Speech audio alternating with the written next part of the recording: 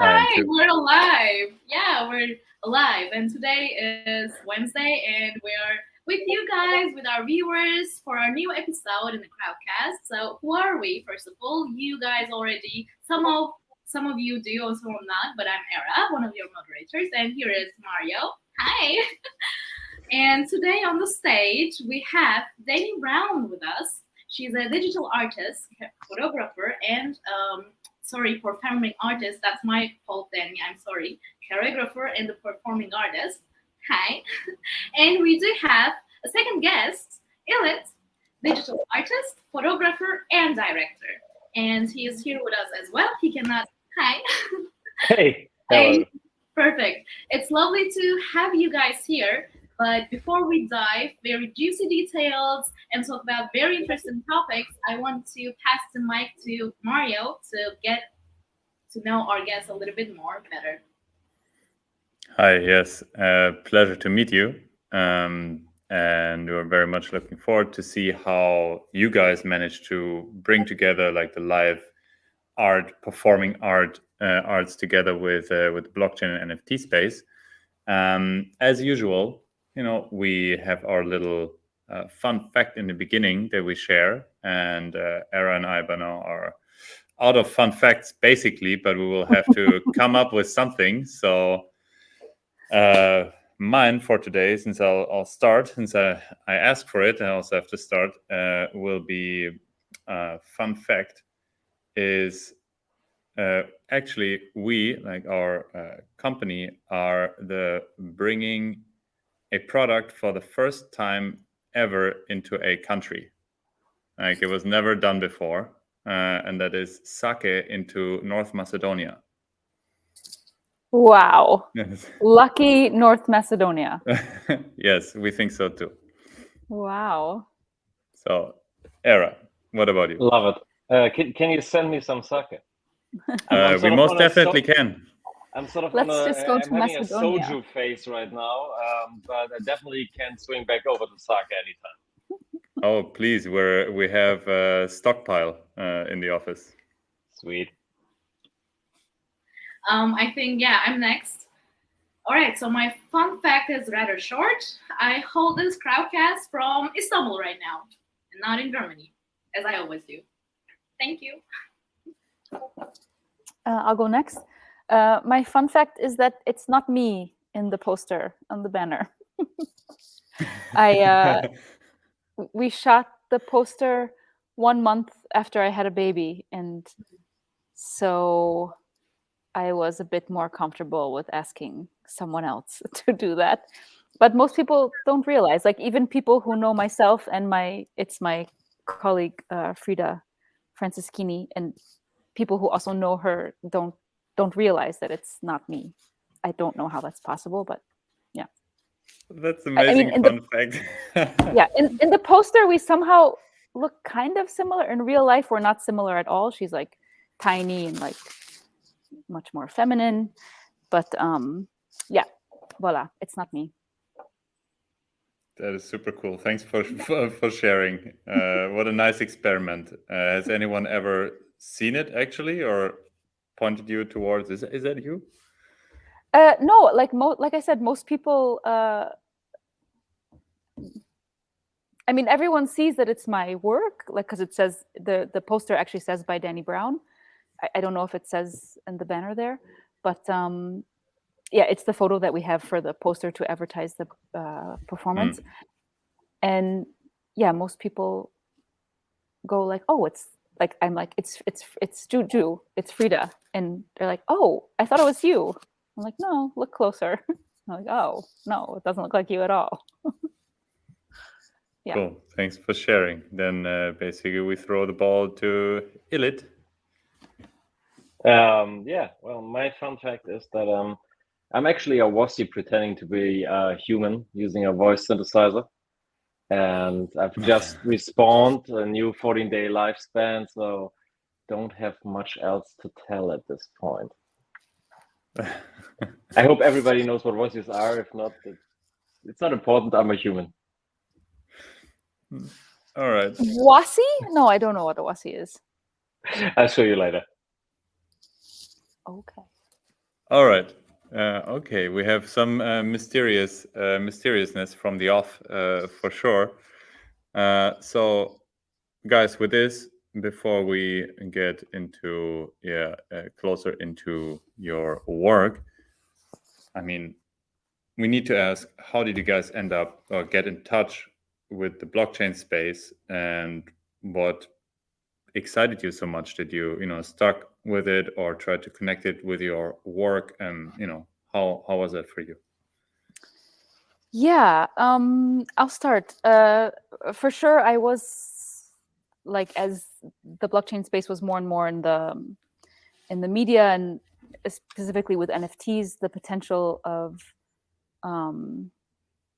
the self-sustainability aspect of it in terms of artists, that you have a bit more independence.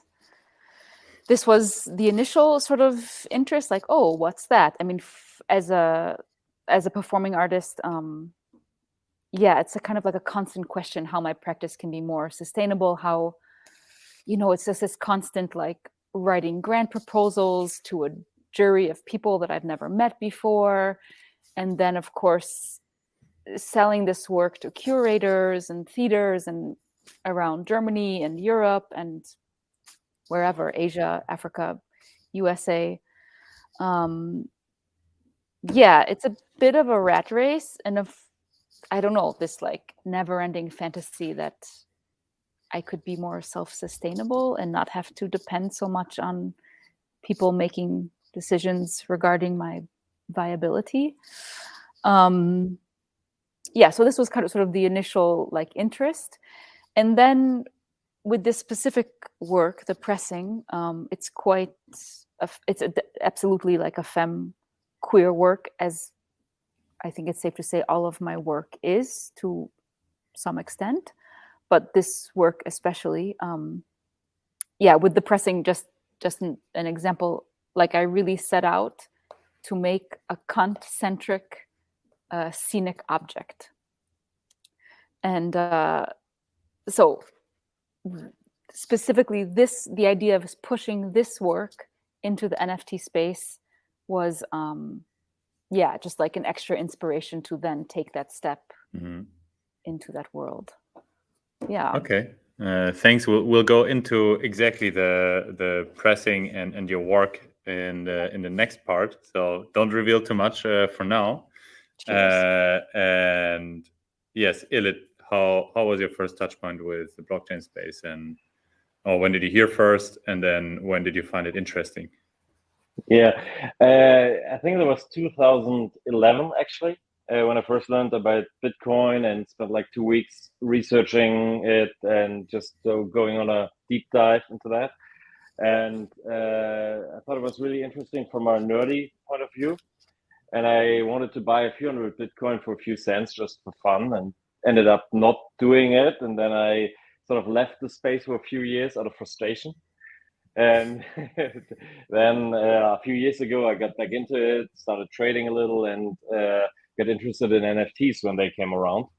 And I've been sort of slow to adopt them for myself, but I'm planning to do that now, because that was sort of the point where my interest in crypto and my artistic side sort of came full circle, and I saw the potential there to, as Dani was saying, it can be so difficult to actually do anything with your artistic work, to actually put it out there in a meaningful way, not just to get some likes or to have like 10 people look at it, but to have something more permanent that's sort of out there in the world, existing with a sense of value tied to it.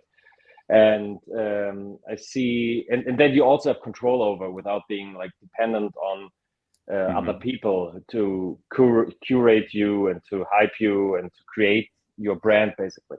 And so that's what I'm excited about, and that's what I'm going to start now. And this Illit is sort of my new pseudo-anonymous personality to do that. And this is sort of the first project, and there's not much out there yet. I haven't even really activated my Twitter account or Instagram account, but this is where I see a lot of potential, and that's what interests me. Cool. Thanks for sharing. So there's like, this is what you also have in common, is being independent from, having to come up, put yourself out there, and you have to be validated all and over again and get new funding and do this. So have it in a more sustainable way out there is a big driver. We understand. Yeah. As for, okay, now as we will want to know, what your work is actually about, I'll just quickly remind the audience that now that a couple of more joined, that please, if you're not here for the first time, ask questions. There's a ask a question section directly or also in the chat. We will have the opportunity to ask these questions at the end of the crowdcast. And yes, basically, with that being said and encouraged, Era, please take it away. Thank you so much. Yes, gladly. I'm so excited actually to have this crowdcast because I always had very much interest and personal connection with performance art. From the childhood. Not I am involved, but to see and just to be engaged. So that's why I'm very excited. So let's start, and let's start actually from the ground. So what is live art, Dani? Like, what are you exactly doing? That's a good question, Era. Yeah, so my background is in dance. I got my degree in directing and choreography, and I work a lot as dancer and performer. And I guess, yeah, I think live art is sort of after. It's sort of, in a sense, after performance art, in that, live art is incorporating. It's not just theater. It's not just performance art. It's not just dance. It's not just opera, but it sort of can incorporate all of these fields. Like live art today is like the contemporary performance. I guess we can say like that. Working like with this background in dance, I'm often engaged, like when I'm engaged as performer for other artists, I also work as performer for other artists often. Their interest in my ability to incorporate like physical ideas. I'm also working a lot with text and voice. So like I'm not an actor, I'm not trained as an actor, but it can be interesting for other artists to have this person who can incorporate like complex physical ideas, but also speak and use their voice, which not all actors can do and not all dancers can do. Okay. Yeah. These are interesting insights. Thank you. And Mario, did you have a question? Because you're muted. Mario, you're muted. All right, thank you. Thank you. Yes, I was interested. Maybe before we go into your current work, could you give an example of your past work? And I described very well kind of what it can, what can be inside of what your art can be on a conceptual level, right? This can all be part of it. What would be an example for work that you did? The link to my website is probably here somewhere for people listening. We will post it and right there now. Cheers. And there you have a section works, and for example, you can see little trailers for works. And there's a work titled "How Do You Imagine the Devil?" It was my last and first solo. This is the pressing is also a solo work. But yeah, and they're also not unconnected in the sense that with How Do You Imagine the Devil, I was channeling a devil entity for the process, through the creative process of the work. Whether that's real or imagined doesn't matter, but that was my sort of MO for that work. And for the pressing, I'm channeling a cunt entity, and sort of asking questions to this cunt to then develop different materials. But yeah, so for how do you imagine the devil, you would see all these different sort of personifications of a devil. So all these figures, like one figure is a kind of younger girl with like a cheerleading t-shirt on. Another figure is a sort of a saleswoman in a business suit. Another figure is a femme fatale. Another figure is a like a Southern American preacher man, for example. Very interesting, different characters. Yeah. Each their own flavor of devil, yes. Yes, exactly. And just to reiterate, like, as I'm not trained as an actor, like all of these figures are very much embodied and sort of like run over my neurology. Like I can't engage with them psychologically, but they're constructed from like the way that they speak and like the way, but yeah, and just like how they're embodied.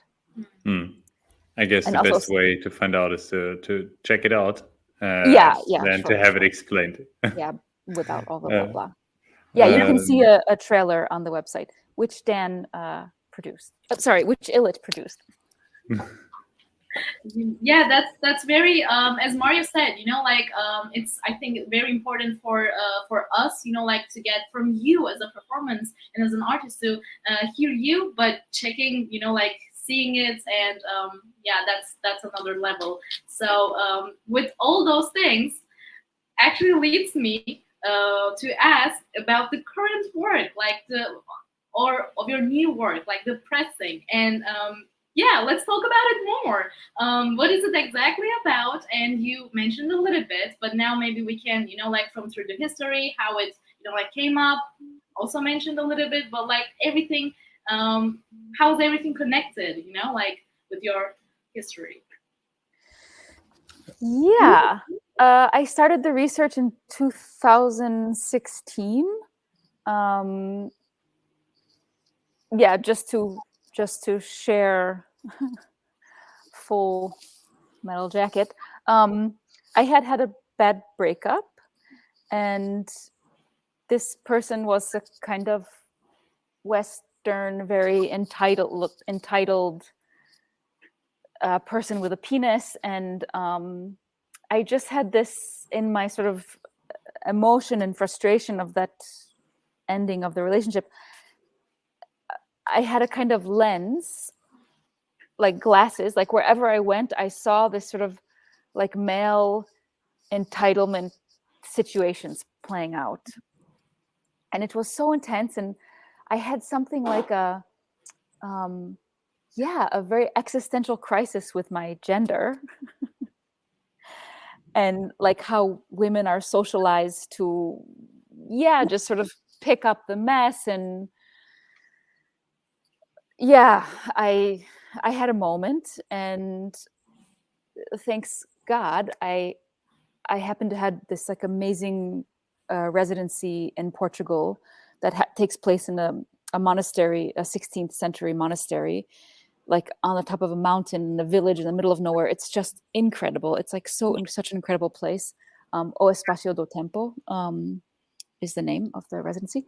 And there I just got very busy with it. Was a non-product oriented residency, so I could just go there with my questions and investigations and try and play and research. And I got very busy with creating a figure who has what I would call a magical sex. So of course we are all familiar with like non-binary gender, which is all fine and good, but somehow I wanted to go even further from non-binary to something just beyond non-binary. And out of that sort of interest, like a very particular movement practice came out.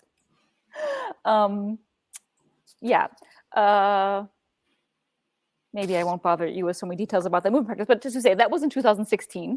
And from that sort of initial investigation, I then sort of fell back in love with femgenderness, and I start to deal with the expressivity or potential or imagined or fantastical expressivity of Kant. And I spoke about this channeling a Kant entity. And so it's like asking this Kant entity questions like, if you would do a stand-up, what would you do? If you would create a dance practice, what would it look like? Do a monologue, a manifesto, sing a song. Yeah, this was sort of this interaction with this entity that I had that then generated all this material. So the Kant entity answered also to your questions. Yeah, it was pretty fun time we had. I also wanted to, I mean, you answered this already, but still, you know, like, is there any, even a tiny bit political aspect for it, for you personally? Political, yeah. Yeah, I mean, I guess viewers can also imagine like the politics of engaging with notion of Kant in today's world, which crazily even gets more politicized. I didn't think that was even possible, but yeah, with the current politics, I'm American, so yeah, that got very real in the last couple of weeks. Yeah, I think I had my first run through in the studio with some colleagues the day that the Supreme Court decision came down in the States regarding abortion rights, reproductive rights. It's definitely political. It's hard to deal with, I think, female anatomy or female bodies and not be political. Yeah, I definitely understand. Yeah, that's another aspect, of course. I guess whatever the artist and you know, like the artist do is also political. But yeah, definitely I can see with also upcoming recurring events, let's say. And then some your ways came across with illits, and I was wondering this part too, like you guys, you know, like how to work together, and yeah, how is everything shaped with you two? Illit, do you want to take this one? Sure. Yeah, I think we just sort of it just happened very naturally a long time ago, and it was through personal connections. And I've always liked working with Dani. It's very it's a great process, and she offers up a lot, and it's fun. It's fun. It makes sense, and I very much appreciate her work. So it's always been nice and pleasant and exciting to work with her, and it just came naturally, actually.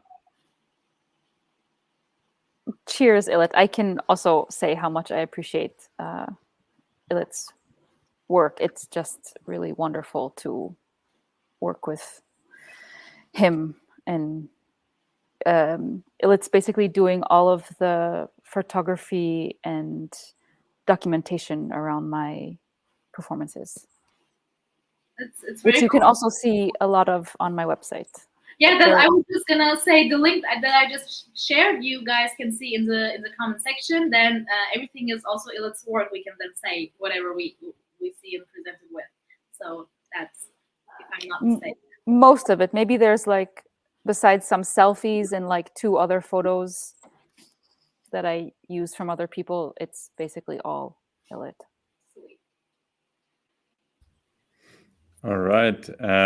Maybe, yeah, I would, since you said it's such a, any way to call something, you know, CUNTED, or, you know, the Kant entity, you know, with this word and everything that comes with it, especially in the US. You know, we don't live in the US, but we, you know, we glance also from the side, obviously, what's happening. Did you get any, or what was the, let's say, the feedback, the reaction from there? I would be interested to hear about your work. Me too. Unfortunately, I've been in Europe since 20 years, and unfortunately, I have very little. I have really no connection to the States and professionally. I performed there professionally for the first time. I want to say 2017. No, bullshit. 2019. Yeah, I had my first performance, and it was for another artist. Yeah, but I Okay, would so be not really really like curious to know what they think about my work there. yes. Okay, so you didn't have any any experience yet, or reaction or backlash, or something like that. Nay. For my Okay. own work, no. Okay, understood. Then I think for now, we know more or less what you do in what constellation, what's your part, how it came to be, what's Illit's part.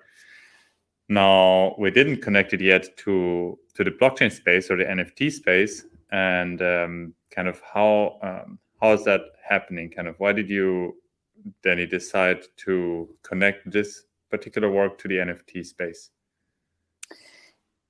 Yeah, I mentioned a little bit in the introduction that as this work is such a femme queer work, like literally centering Kant, I mean, maybe there is a lot of like Kant-centric NFTs out there, and I'm just naive and don't know it. But there was something about, I don't know, I definitely have a bit of the sensation of this NFT space as being male dominated. I think that's not entirely true at this very moment, because I think just simply the aspect of the potential self-sustainable potentiality of NFTs, I think also called a lot of femme-identified women into the space. Yeah, but just to say, I don't know. I think I can be, in general, a bit provocative with how I situate my work, how I contextualize it, and yeah, just a simple idea and a very first step of pushing that concentric work into the NFT space was just like, yes, that's what I have to do. It was really like that. Okay. Yes. And this was quite this was in fact quite naive in terms of what it means to mint NFTs and that they can potentially work and be dispersed and meet, that people can have access to them or see them or know about them, is like a whole other realm of marketing and PR, which I definitely wasn't really prepared for, but I'm doing my best with a bunch of hired people to support me in that. Of course. I mean, this is the interesting part also about charting new territory is, there's this initial excitement, and then one jumps in, and then obviously one has to figure out, oh, this is way more and different and more difficult than expected. And then it's about the learning process, right? And I bet since you started, you learned a bunch. And with this whole process of this would have, will be my next question. How exactly do you go about when you basically have your work? Did you create, and then how was the process for you to get it onto into the digital space? And in fact, we're not there quite yet. So the premiere happens, if people listening are in Berlin, I premiered July 29th, 30th, and 31st at Radial System. Please come, bring friends. It's going to be wild. And we will shoot the videos, which will mint directly afterwards. And these, we have a bit more time for marketing and PR and just pushing, and there's this whole aspect of community building, which I absolutely was not prepared for. yeah, I'm not a digital native. Like I'm 42, so yeah, I'm definitely a bit of the position of like, let's live away from our computer. But of course, that's not what's happened. That's not the way that culture is going. Yes. So why am I saying that? Yeah, just to say, like, this whole community building aspect Yes. is something that I will be very busy with in the next months. For sure. It's like a full-time kind of focused job, especially because there's so much out there now, right? We're not in the very, very beginning anymore. Yeah, And there's loads exactly. of things to check out, and NFTs. Everyone is minting their own NFT basically, but Yeah. to get the the special attention and also the community together. Maybe on this point, because of course one tries to capture also the people who are already interested in NFTs in the new project, right? In the pressing, Yeah. but you do have already like a community or a following or fans, the people who appreciate your work. How Yeah. did they react on you basically announcing that you will be moving into this particular space, right? Because I think also in the performing arts, especially it's way these worlds are very far apart, right? How did your maybe colleagues or co-creators, peers, and also community and fans react? Yeah, it's quite mixed. I mean, I guess you all know there's quite a few haters out there when it comes to NFTs. Yeah, some people get really excited and want to know how and what does it mean, and because there's a big gap, in fact. Yeah, like performance audience isn't necessarily NFT audience, if we can say it like that, anyways. But yeah, I am sort of inspired, or like that our team is sort of inspired how to onboard more of people who are interested in my work into this NFT space. We have some ideas about that, but yeah, and so some colleagues get really excited about that, and some colleagues are just like, why in the world would you do that? Yes. What about live art? Yeah. I can imagine. I would want to ask on this point a question. How is your reaction then? Or how is your answer? What are you feeling to those reactions? Yeah, I listen. As I mentioned, like, I'm not this digital native person, so I am sort of like, yeah, and I'm a new digital artist, let's say like that, or not even yet a digital artist, because we haven't dropped the collection yet. But yeah, I'm like, as an artist, I'm anyways interested in like cultural perspectives and how people think or feel about movements or the way things are going in the world in general, for sure. So I sort of listen, and then, yeah, I mean, this, to say like selling point, it sounds a bit ridiculous, but that I really want to push this work into the NFT space. And then for the long term, the idea that all of my future projects would have a parallel life in the metaverse.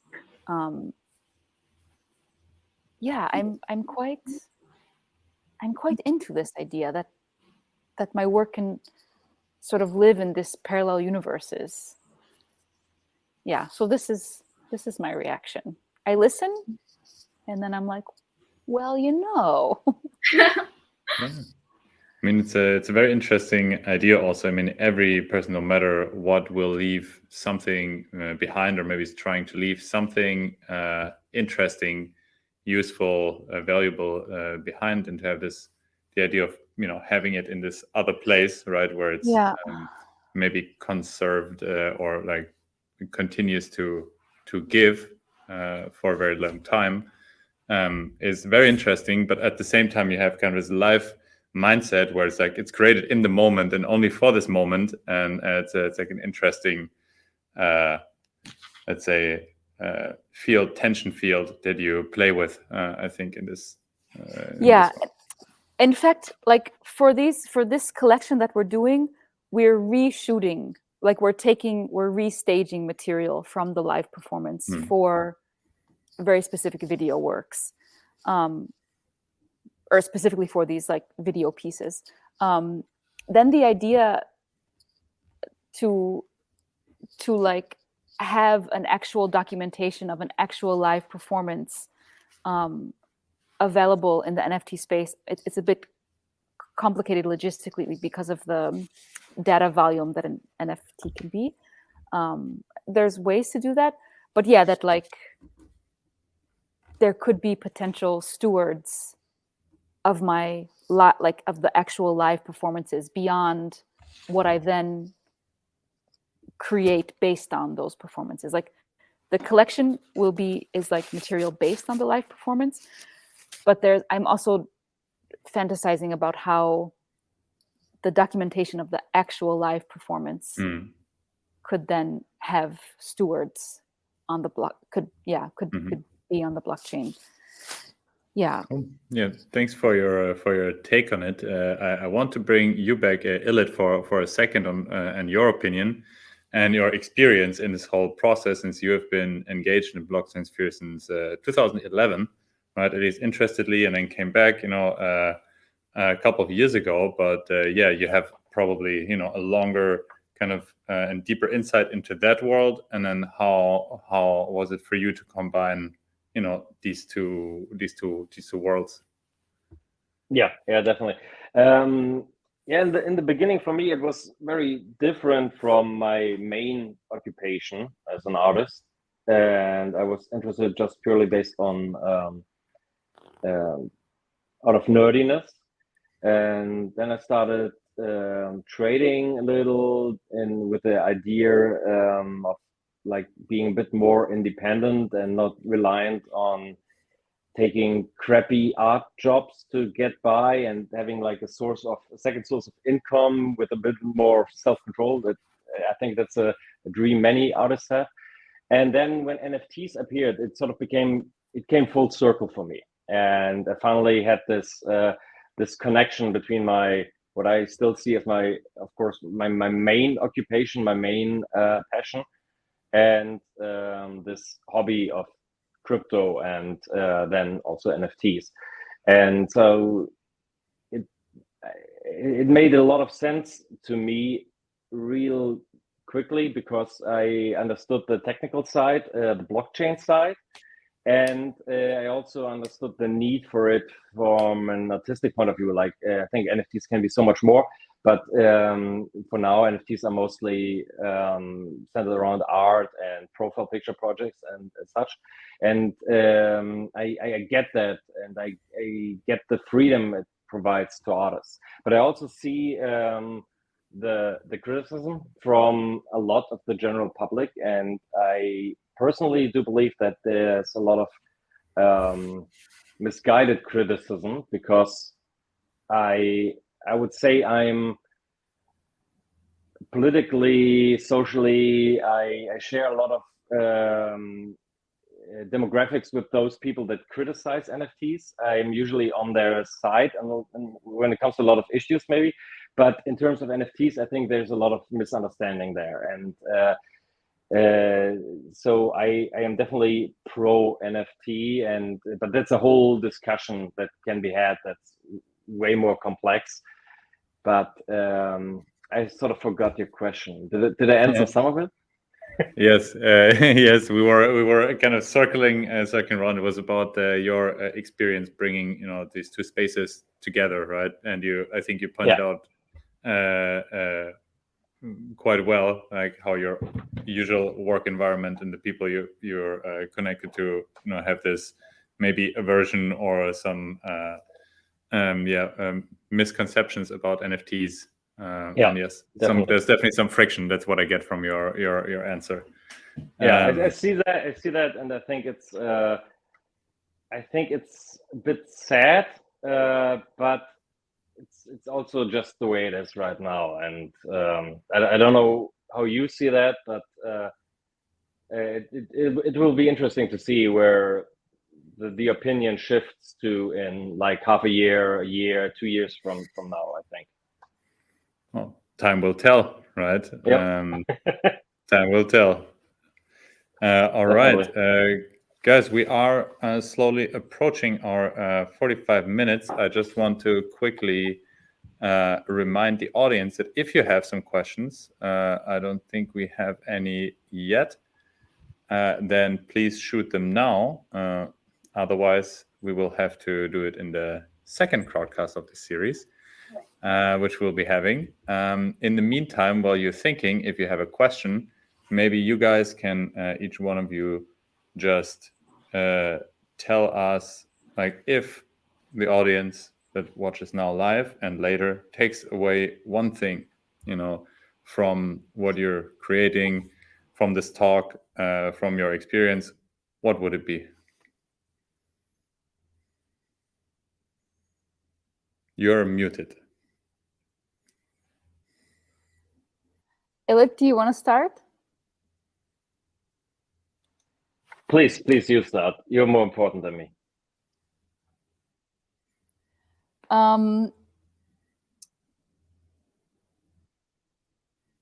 Yeah, to take away would be along the lines of,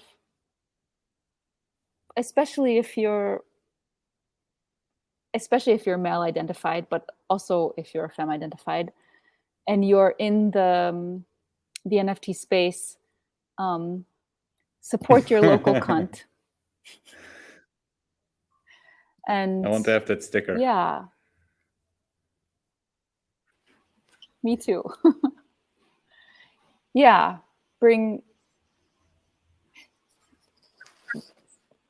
Look for the, look for the, the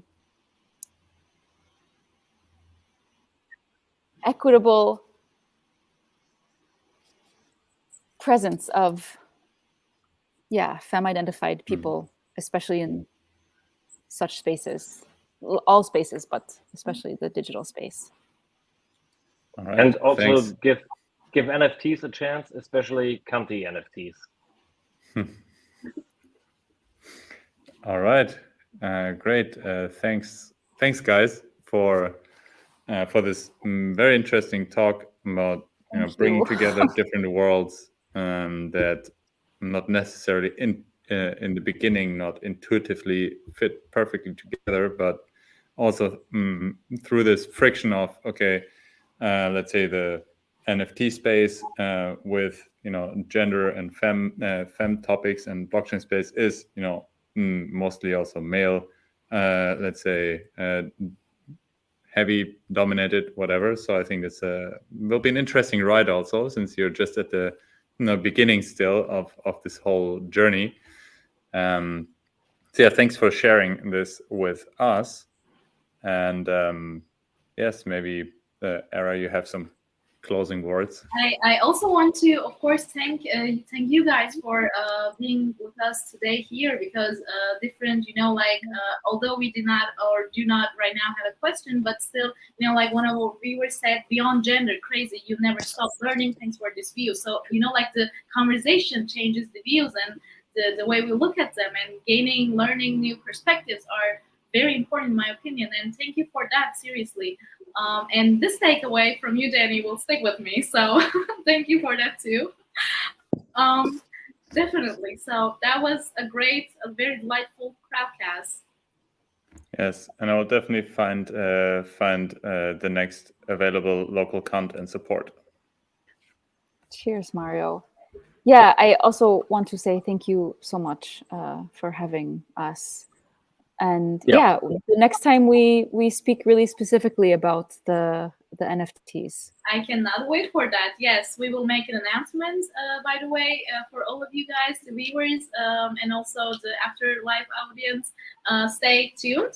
The more information will come. So yeah, we'll be seeing each other for the next crowdcast. Thank you so much, Dani. Thank you so much, Cheers. All right, guys. Thank you. Thank you. Have a good one. Bye, everyone. Bye. Thanks. Bye.